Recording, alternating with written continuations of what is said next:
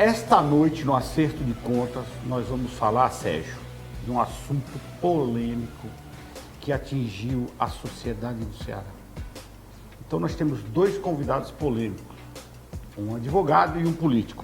Nós vamos receber aqui Capitão Wagner, deputado federal, e nós vamos receber aqui Dr. Carlos Rebouças, advogado criminalista, para tratarmos do assunto da Polícia Militar do Estado do Ceará, os acontecimentos. Sérgio. Boa noite a você que nos acompanha através da querida TV Metrópole, audiência fechada nesse momento, fantástico. Cidade para agora no canal 16.1, recebendo o criminalista Dr. Carlos Rebouças, que foi nosso companheiro em outros programas de TV, e recebendo aqui o aquariano do dia 21 de janeiro de 1979. Eu também sou aquariano, ele que foi vereador mais votado de Fortaleza, o deputado federal com mais de 300 mil votos, e recentemente nós passamos por uma paralisação na polícia, dentre esses assuntos, outros também com o pré-candidato a prefeito de Fortaleza, Capitão Wagner. Que, aliás, eu particularmente espero que seja o nosso prefeito. Uma opinião pessoal de Carlos Marcelli. Falando da nossa audiência, Sérgio, a expectativa da TV seria 400 e poucos mil telespectadores. Eu só tenho um adendo a fazer. Pois não. O capitão já sai daqui com 3 votos. Pelo menos o meu. O meu e o da assessora de imprensa dele, que ali está. Falando da nossa audiência, Tenho que 400 mil... Não, 400 mil, 390 a 460 mil telespectadores era a expectativa da TV. Sabe quanto nós batemos? Você não sabe. Não. 1.160.000 pessoas. Muito bom. Então, deixa... Vendo o nosso programa. Isso no primeiro programa transmitido Mas é isso, pela TV Metrópole. É isso que eu ia falar. Me surpreendeu, eu fiquei muito feliz. É isso que eu ia falar. Sabe quantos aparelhos ligados nesse momento? Vamos tomar por base o primeiro programa. 437 mil aparelhos de TV ligados. Vamos imaginar que no mínimo tenha de 2 a 3 pessoas. Nós estamos com 1.200.000 telespectadores, no mínimo, nesse momento. Para complementar o seu voto, ele sai daqui com o voto do estúdio inteiro, o homem que teve na sua carreira política mais de 500 mil votos. Não é brincadeira. Recebendo hoje... Capitão Wagner, Capitão Wagner. Doutor Rebouças, prazer em recebê-los aqui no Acerto de Conta. E como nós fazemos sempre, as pessoas, os nossos telespectadores, gostam de saber um pouco da vida privada dos nossos entrevistados.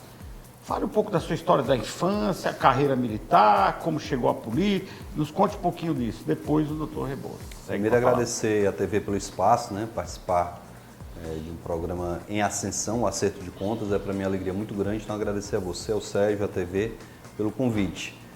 Hoje eu tenho 41 anos de idade, fui criado aqui em Fortaleza, nasci em São Paulo, mas logo... Cidade de São Paulo? Isso, na capital, São Paulo.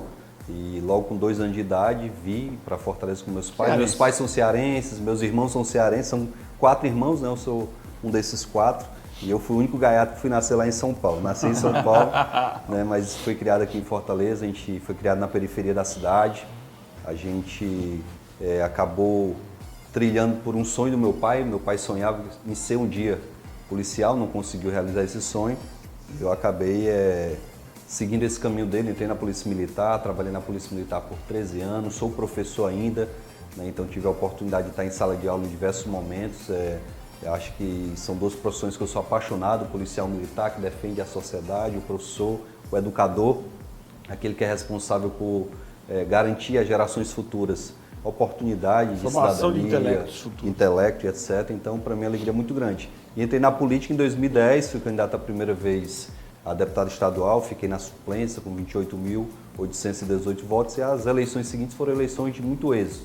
Como já foi falado pelo Sérgio, fui o vereador mais votado da história de Fortaleza, o deputado estadual mais votado da história do Ceará. Na última eleição para prefeito, a gente disputou com o atual prefeito, mesmo sem tanta experiência em eleições majoritárias, fui ao segundo turno, desbancando aí a Luiziane, que foi prefeito 8 anos, o Heitor Ferrer, que é um grande parlamentar também, e chegamos a 47, quase 47% dos votos, em Fortaleza, mais de 588 mil votos, como falou o Sérgio, e graças a Deus a gente tem um grupo, né, um grupo que faz oposição, uma oposição técnica ao governo do Estado, oposição técnica à Prefeitura. A gente reconhece e respeita os avanços que a Prefeitura alcançou nesses últimos 8 anos, mas a gente também apresenta nosso nome como pré-candidato à Prefeitura de Fortaleza. A gente vai esperar para outubro para fazer um bom debate, um debate democrático, com vários candidatos, para que as melhores ideias possam vencer. Família?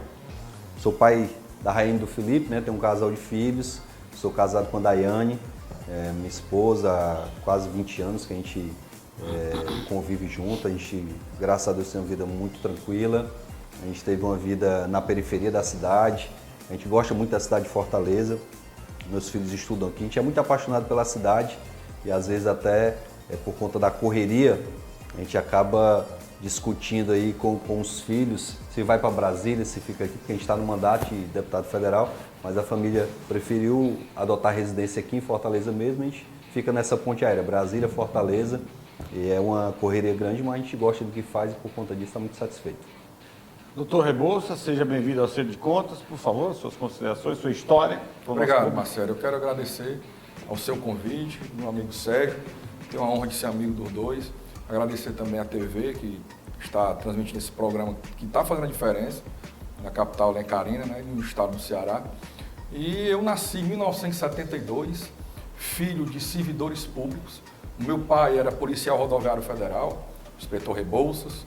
A minha mãe era servidora pública do município, era da Vigilância Sanitária, hoje aposentada. Estudei muitos anos na minha vida no Colégio Cearense, Colégio Marista. Posteriormente, trabalhei durante uma época da minha vida, abandonei os estudos, depois retomei os estudos e cursei Direito na Unifor, né, onde me graduei em Direito e já era professor antes disso e comecei a ministrar aulas de Direito. Aqui ministrei aula há muito tempo em curso preparatório para o OAB, em cursinhos preparatórios para concurso, e aqui se o Capitão Wagner me permite revelar algo que ele não revelou da vida dele, pouca gente sabe, o Capitão Wagner passou em primeiro lugar no concurso da PRF. Ele foi aluno nosso lá no Colégio Tiradentes, no cursinho Tiradentes, ali da Oliveira Paiva. Eu ministrava aula de Direito Penal e Processo Penal. E por muitos anos ministrei essas matérias. Posteriormente ministrei especializações e passei por 4 anos ministrando em faculdade, curso de graduação. Mas o exercício da advocacia, realmente para quem se dedica, né, e tem um escritório a administrar e tudo, ele suga muito tempo. E aí eu tive que parar por um tempo com as aulas, agora estou me dedicando mais à advocacia, na minha especialidade, que é a advocacia criminal e de família do meu escritório. Capitão Wagner, voltando aqui ao Capitão Wagner, Sérgio, eu fico muito satisfeito em ouvir a palavra democracia, a palavra respeito. Eu sempre digo aqui no programa o seguinte: se for para trazer uma crítica, traga uma crítica construtiva. Porque se essa crítica não for construtiva, é apenas uma crítica, é uma opinião. E como opinião não é comprovada cientificamente, de que adiantou, né? De que adiantou, não é? Então, uma crítica construtiva é aquela que se faz a crítica e depois se constrói, não é? Então é isso que a gente busca no Acerto de Contas, né, Sérgio? Em todos os nossos programas, debater, porém, com democracia, com respeito e com críticas construtivas. Observe esse detalhe aí, você. Sérgio, por favor. Começar com o deputado federal, Capitão Wagner. Capitão, recentemente nós saímos de uma paralisação da Polícia Militar do Estado do Ceará, em que perdurou por 12, 13 dias, num período difícil, que foi o período do Carnaval, onde nós tivemos um acréscimo gigantesco no número de homicídios em nossa cidade e que todos nós ficamos atentos. O policial merece todo o nosso respeito, merece lutar, é uma categoria que nós, se a gente não acreditar na polícia, em quem vai acreditar?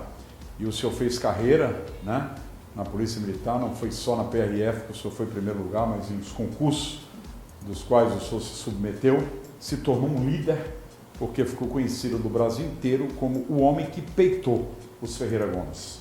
Esse foi um título que foi dado pelos seus seguidores e tem lhe seguido como um verdadeiro líder né, nos seus projetos e nas suas bandeiras onde Vossa Excelência tem defendido. Eu gostaria que o senhor fizesse uma análise dessa paralisação, dos acordos que foram feitos e principalmente da análise que o senhor faz do incidente ocorrido em Sobral, quando o senador Cid Gomes, de mão de uma retroescravadeira, jogou contra os policiais e foi alvejado. Então são 3 perguntas. Um balanço dessa paralisação, do acordo que foi feito para a volta dos policiais e desse fato que mexeu com o mundo, foi matéria de CNN, foi matéria de jornais internacionais. O senador tentou contra a vida dos policiais, os policiais revidaram. Bem-vindo ao programa. Sérgio, primeiro dizer que a gente lamenta ter que discutir um tema como esse, né? Ninguém, logicamente, vibrou nem com a paralisação nem com o resultado. Eu acho que todo mundo saiu perdendo o governo, saíram perdendo os policiais e principalmente saiu perdendo a sociedade. Quase 400 vidas perdidas em virtude não só do movimento, mas de tudo que circundou o movimento. A maior prova, e é o primeiro programa que eu estou dando entrevista após o fim do movimento é esse, e a maior prova que a gente não tinha interesse que o movimento acontecesse, é que a gente esteve na Assembleia Legislativa no dia 13 de fevereiro, conversando justamente com os deputados, com representantes do governo, para tentar um acordo para evitar que o movimento acontecesse. Qual foi a causa do movimento? Vamos começar pela causa. O que provocou Perfeito. o Foi apresentada uma proposta pelo governo. Qual seria a proposta? É uma proposta salarial que foi apresentada às associações e os representantes políticos, né, o Soldado Noélio, o Sargento Reginaldo, conseguiram melhorar um pouco a proposta. A proposta apresentava um reajuste em 4 parcelas. Só iam pagar o reajuste final em 2023. Eles conseguiram reduzir para 3. O valor que foi apresentado levava aos cofres públicos um custo de 350 milhões de reais. Conseguiu-se acrescer mais 150 milhões de reais. E alguns outros pontos que conseguiram avançar. Logicamente que não chegou no patamar que se desejava, com um profissional estar arriscando a vida, está trabalhando diariamente, enfrentando o crime organizado. O Estado do Ceará teve no ano passado uma redução de 56% no número de homicídios, então merece o nosso profissional de segurança ter o reconhecimento por parte do Estado. E não se chegou ao valor que queriam os policiais, mas a gente encaminhou para que nós tivéssemos um acordo que não gerasse um movimento. Infelizmente, uma parte da categoria se sentiu não contemplada pela proposta. Houve o acordo com o governo. Sim, houve, se foi apresentado. E parece que a relação de passar esse acordo para os policiais não foi bem... Justamente, a categoria não aceitou o que foi apresentado. E eu vou repetir, eu não queria, porque eu sabia que ia prejudicar a sociedade e sabia que muitos pais de família colocassem seu emprego em risco, muitos policiais colocaram o emprego em risco e, infelizmente, ao final, a gente não teve uma garantia total da anistia, há uma garantia de que o processo legal vai ser tramitado, os advogados vão acompanhar. Então, por conta de todos esses fatores, a gente nunca quis esse movimento. Isso é muito claro. Logicamente, como profissional de segurança, como representante da categoria, a gente tem a obrigação e vai fazer o apoio necessário nessa questão jurídica, com as associações. A gente está aqui com o representante da OAB, a gente sabe que ninguém pode ser punido de forma ilegal, a gente não pode tolher o direito à ampla defesa contraditória de ninguém. Ocorrer algumas prisões ilegais, aí eu vou para o fato que o Sérgio puxou. Acho que 2 fatos específicos fizeram com que o movimento crescesse e ele se estendesse tanto tempo. A gente teve um movimento em 2011 e 2012 que durou apenas 5 dias, esse durou 13. Um dos fatos, o primeiro deles, foi o fato ocorrido em Sobral, quando o senador licenciado de manhã cedo fez uma live dizendo, olha, 4 horas da tarde vou estar no aeroporto de Sobral, queria chamar a população. Os funcionários da prefeitura foram liberados do expediente, foram lá aguardar o senador licenciado e lá existiam 2 retroescavadeiras à disposição dele. Segundo informações, essas retroescavadeiras são inclusive de empresas que prestam serviço à prefeitura. Ele passou a conduzir um desses equipamentos e jogou o equipamento por cima dos manifestantes. Logicamente que isso gerou um clima de guerra, houve disparo de arma de fogo. Nesse momento, capitão, aonde ele avança com a retroescavadeira em cima dos policiais, eu também não concordo. É a minha opinião. Né? Jamais poderia imaginar que um senador da República ia subir em cima de uma máquina, de um trator e avançar aonde quer que seja, os policiais ou quem quer que seja. Aí não faltou um pouco de de bom senso de quem estava administrando aquele motim, de falar, não, vamos prendê-lo por tentativa de homicídio. Sobe lá 6 homens, algema ele, não precisava atirar. Então, eu acho que erros, excessos, houve dos dois lados. Tá, quem começou o excesso? Eu não quero aqui discutir, mas foi tentativa de homicídio, se alguém entrar na sua casa com uma escada desse, você vai atirar e tal. Não estou aqui para discutir isso. Mas quem estava cuidando dessa manifestação, desse motim, não poderia. Nós estávamos ali, quantos policiais tinham mutinado? Não sei, Né? dezenas. Dezenas, né? Não poderia subir na reta escavadeira, dado voz de prisão, algemado o senador licenciado. Eu acho que a categoria ficaria bem melhor diante da sociedade. Eu só acho que seria difícil ele conseguir subir na retroescavadeira com os manifestantes do outro lado reagindo. A gente ia ter um confronto de todo jeito, como o confronto houve.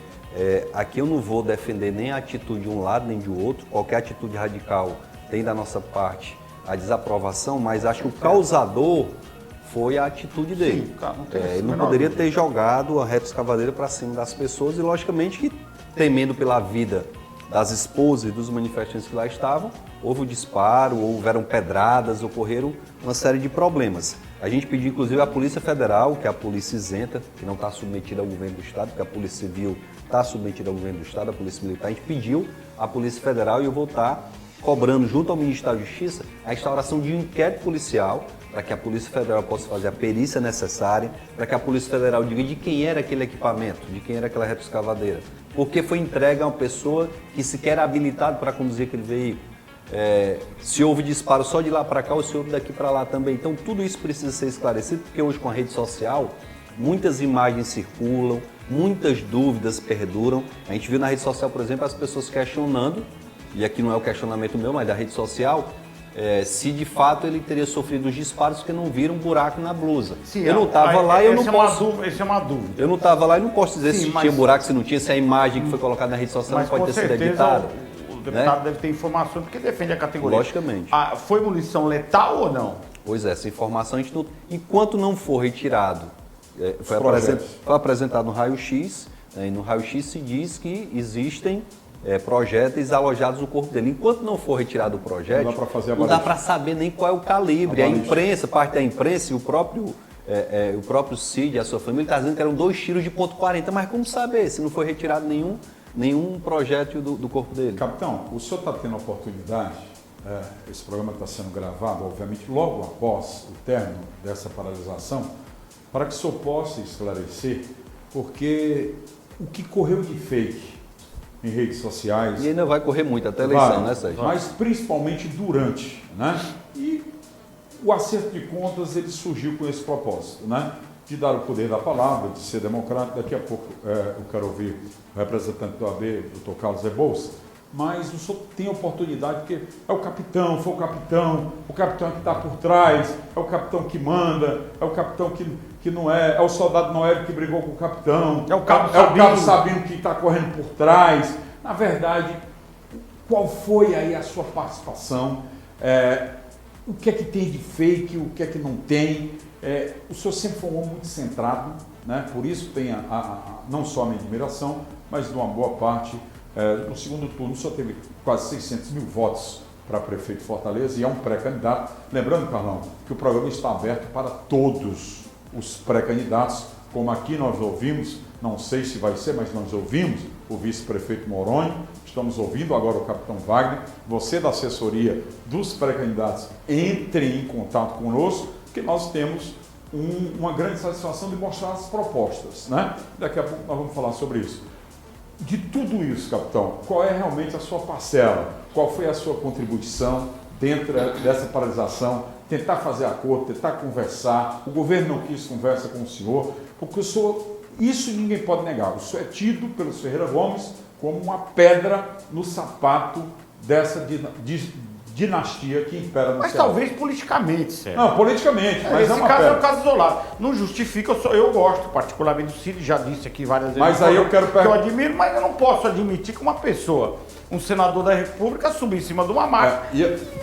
E outra, por que eu estou perguntando isso? Porque é o primeiro programa. E em outras entrevistas o senhor disse, palavras suas, bora Ciro, bora debater, Bora ser candidato, vamos para o debate, chamou para o debate. Isso é democracia. Isso é democracia. Então, dentro de tudo isso, qual foi a sua participação?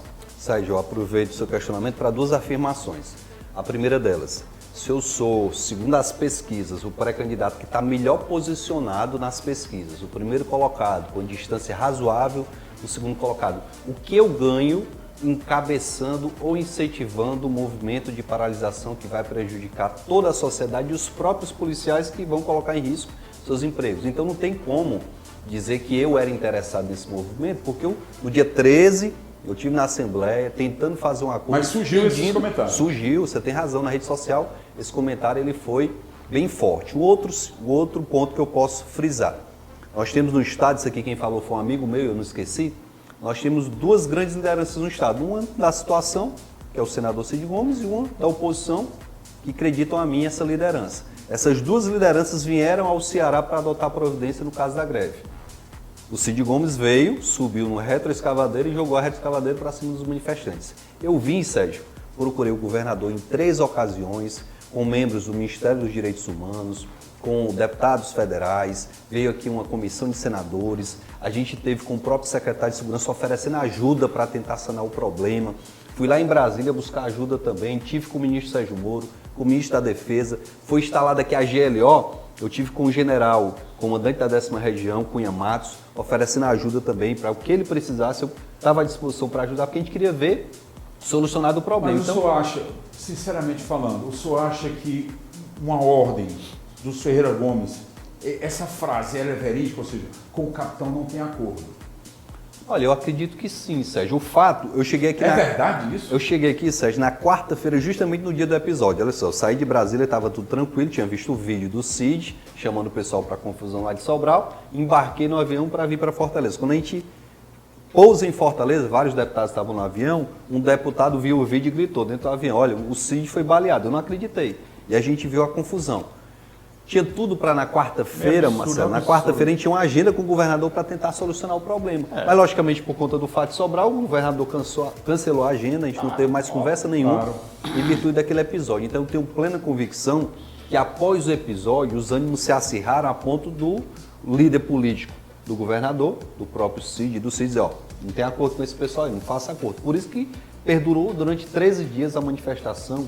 400 pessoas perderam a vida justamente por conta desse acirramento dos ânimos. Não há como a gente resolver um problema sério como esse animosidade com essas animosidades. Aí tivemos atos também por parte dos manifestantes que foram atos radicais. Esse ponto eu quero. E a gente não tem dificuldade, de questionar isso, nem tampouco a gente vai proteger. Por exemplo, a gente tem informação que lá no Crato um veículo foi queimado. Incendiado. Por um policial teria sido por veículo particular. Por manifestante. Se foi manifestante, foi preso, tem que responder. Esse policial parece foi preso, que já foi inclusive. identificado. Deve ser. Então, na minha opinião, ali não era um ato de reivindicação de melhoria de condição de trabalho, sim um ato de vandalismo. Isso é importante. Então, por aquilo ele tem que responder. Capitão, Polícia Civil, viatura, Polícia Civil trabalhando, foi abordada por manifestantes, subiram em cima da viatura, no teto da viatura, no capô da viatura.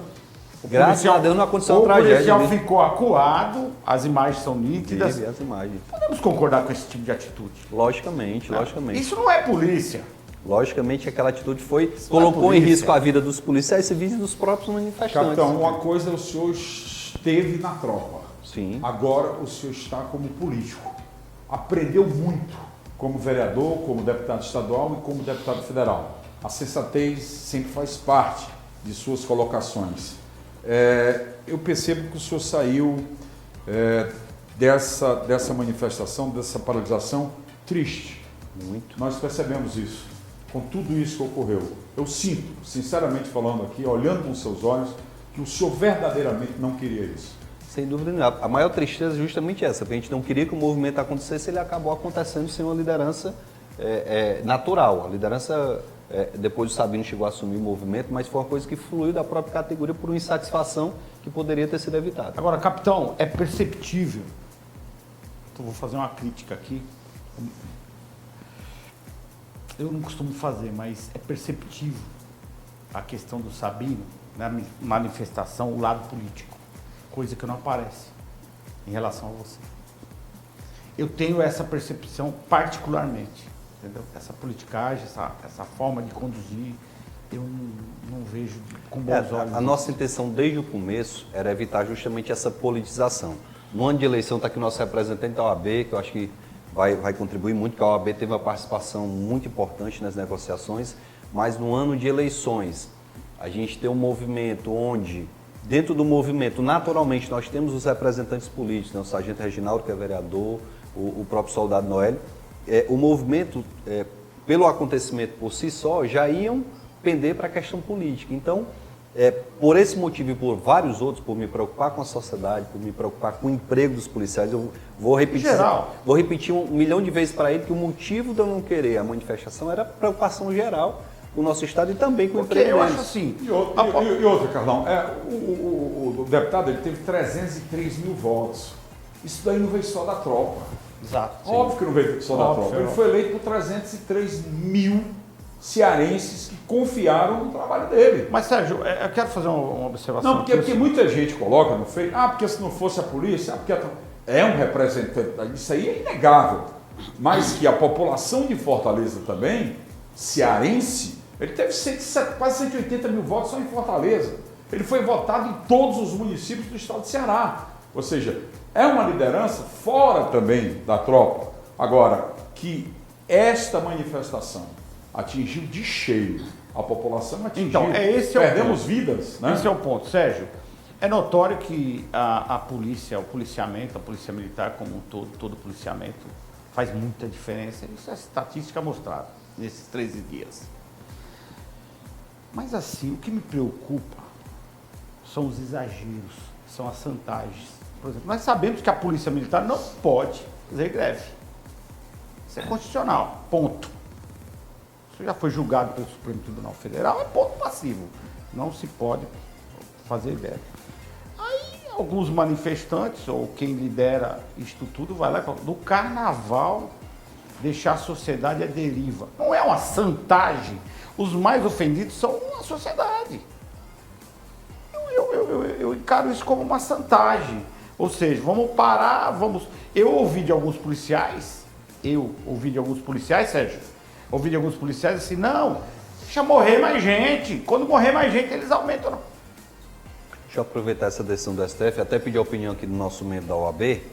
Essa decisão do STF é de 2017. Ela proíbe não só a Polícia Militar, mas a Polícia Civil, qualquer outra polícia de fazer greve. Na mesma decisão, o STF determina que, já que o policial não vai poder reivindicar melhores condições de trabalho, que se estabeleça um canal de diálogo permanente justamente para que ele possa apresentar suas reivindicações. Exatamente. Então, muitos governadores se aproveitaram dessa decisão do STF, olha, não, o STF agora me protegeu, não tem mais greve. Mas não quiseram cumprir o que era sua obrigação, de criar o veículo de comunicação, canal de negociação com esses profissionais. Foi preciso isso acontecer porque agora o Ministério Público Federal, o Ministério Público do Estado, o presidente do Conselho Nacional dos Direitos Humanos vai intervir em relação a isso. O doutor Renan esteve aqui, então eu queria até inclusive ouvir a opinião do nosso representante da OAB, de que se cumpra o que é a obrigação do Estado e o que é a obrigação do cidadão. Se colocar a obrigação do cidadão, o Estado não fazer a parte dele. É o que eu ia dizer, deixa a gente ouvir a parte jurídica. Deixa eu só fazer uma... Para que ele possa explanar. Porque assim, vamos lá, forma inteligente de se fazer as coisas. Ó, não estão nos atendendo, nós não temos essa linha direta que o Supremo Tribunal Federal nos garantiu ter, não estão nos atendendo, não querem reunir. Então nós, policiais, militares, vamos dar um prazo para a sociedade, num todo, de 30 dias, para que as nossas reivindicações sejam pelo menos ouvidas. Seria de melhor bom senso. Não uma paralisação repentina. É isso que eu penso. Agora, eu vou dar a palavra ao Dr. Carlos Rebouças para que ele explane o que ele acha da manifestação dos policiais militares, enfim, de tudo, toda essa história muito complexa, do próprio senador com a reta escavadeira, enfim. É cômico isso aí. Enfim. Se não fosse trágico. Mas vamos lá, já que falaram na questão do OAB e tudo, né, eu esqueci de falar aqui quando falei da minha vida. Eu sou há 13 anos membro do Tribunal de Defesa das Prerrogativas do OAB e já há vários anos coordenador da defesa do advogado criminalista. Então eu realmente sou acostumado a relatar votos de processos administrativos que chegam até a OAB referente a conflitos entre policiais militares, policiais civis, juízes, promotores, servidores, políticos, né, prefeitos, vereadores, com advogados. Né? O nosso tribunal, dentro da OAB, é responsável pelo julgamento, né, e pelo zelo da prerrogativa do advogado e valorização da advocacia. E o julgamento sempre muito bem estudado, sempre isento, todos os membros são muito capacitados, certo? É tanto que muitas vezes os processos são arquivados, até por falta de provas, ou até não há nenhum corporativismo, por incrível que pareça. A nossa categoria é a única que eu enxergo que não tem corporativismo, porque no Tribunal de Prerrogativas nós votamos muitas vezes, entre aspas, contra o colega, por uma falta de prova, por não entendermos que houve violação prerrogativa, por entender que é uma questão processual. Então, dito isso, voltando aqui para a situação que nós estamos tratando da Polícia Militar do Estado do Ceará, primeiro eu queria deixar bem claro que até a data de hoje eu não sou político. Por que eu falo até a data de hoje? Você tem intenção de alguma coisa? Não, mas vai que depois acontece, vamos dizer, o homem mentiu. Né? Até a data de hoje eu nunca me candidatei a um cargo político. Embora que qualquer munícipe nunca pode dizer isso, né? Isso. Né? Mas é para deixar bem claro, porque nós estamos vivendo num país de ânimos muito acirrados. Se você, vamos falar aqui em português bem claro, se você é Bolsonaro e alguém do Bolsonaro faz algo ilegal ou inconstitucional e você não apoia, pronto, você virou lulista. Se você é esquerdista e o PT, e o povo do Lula, os seguidores, fazem alguma coisa ilegal ou inconstitucional e você não concorda, você virou agora nazista. Polarizou. Não existe fascista, não existe mais uma coerência. Então, tudo que eu vou falar aqui vai ser da forma mais isenta ou possível. Em 2011, me corrija se eu estiver errado, capitão, teve aquela greve, não é isso? Sim. Ali foi uma greve. Porque o que é uma greve? Paralisar. Deixar de trabalhar. Certo? Lembrando que isso é para o civil, porque para o militar a coisa é muito séria. Nós somos, eu acho que, de 2 países do mundo que tem polícia militar, sem ser polícia do Exército, polícia da Aeronáutica, da Marinha, polícia militar, que cuida da segurança do cidadão.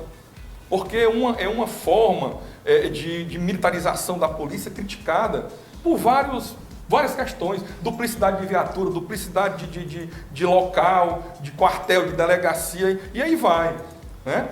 A questão de 2011 houve uma paralisação, pararam de trabalhar. E realmente houve um aumento da violência. É claro, se você não tem polícia na rua, o marginal se sente mais à vontade para estar nessa mesma rua, cometendo todo tipo de crime. O problema deste ano, aliás, do ano de 2020, dessa paralisação de fevereiro de 2020, é porque não foi uma greve apenas. Talvez alguns tenham encarado como greve, deixado sua farda no guarda-roupa e não ido trabalhar. Talvez a maioria. O problema, o que aconteceu é que a mídia falou em motim. Falou em motim, que é um crime tipificado no Código Penal Militar. Mas, na verdade, não foi nem motim que aconteceu. O que aconteceu foi um crime que é qualificado dentro do tipo penal de motim, onde a pena mínima é de 8 anos. E a máxima é de 20. Sabe quanto é a pena do homicídio simples? 6 a 20. Sabe qual é a pena do crime do policial que se amotina dentro de um quartel? Mais de 2 amotinados dentro de um quartel. E toma na mão armas e viaturas que pertencem à corporação? De 8 a 20 anos. Tá me fugindo o nome do crime agora, capitão. Tá lembrado? Não. É o crime Tô lembrando só do motim. Porque esse é o parágrafo único. Motim, a pena até 8 anos. Revolta? Revolta. Crime de revolta. O crime de revolta, a pena vai de 8 a 20. Se você pegar o Código Penal Militar, do artigo 149 até o 152, aquelas ações que nós vimos durante esse movimento se encaixam em todas. Quem apura isso? É a Corregedoria? Quem apura isso é a Justiça Penal Militar. Justiça Penal Militar. Penal Militar. Eles vão... Quem vai... Só para concluir esse raciocínio, Sérgio, antes de entrar na questão do procedimento, o que aconteceu é porque há uma falta de instrução, sabe? Quando o coronel Instrução Bezerra... e organização. Não, de instrução em termos de conteúdo mesmo, de estudo, de cultura, de informação, de conhecimento. Quando o coronel Bezerra era secretário de Segurança, inclusive aqui, se estiver nos assistindo, um abraço, é uma pessoa por quem eu tenho admiração, o coronel Bezerra. O coronel Bezerra, ele um cara preparado, tem treinamento em Israel, né? E foi nosso secretário de Segurança na época. E eu fui conversar com ele enquanto membro da OAB na época, E também como professor, porque eu me preocupei, capitão, que no concurso para a Polícia Militar da época não tinha direito penal. Como é que você cobra praças, soldados que vão ali ingressar na corporação da Polícia Militar e não é cobrado dele o direito básico penal? Porque o soldado de polícia, na hora da abordagem, ele é soldado, promotor, advogado, juiz, desembargador, ele é tudo naquela hora. Eu preciso interromper. Pois não. Nosso primeiro bloco está Já. encerrando. Já vou. E vocês fiquem aí, eu vou lhe dar a palavra no segundo bloco, para iniciar o segundo bloco, tá muito bacana. E vocês fiquem aí que já já a gente volta, ok?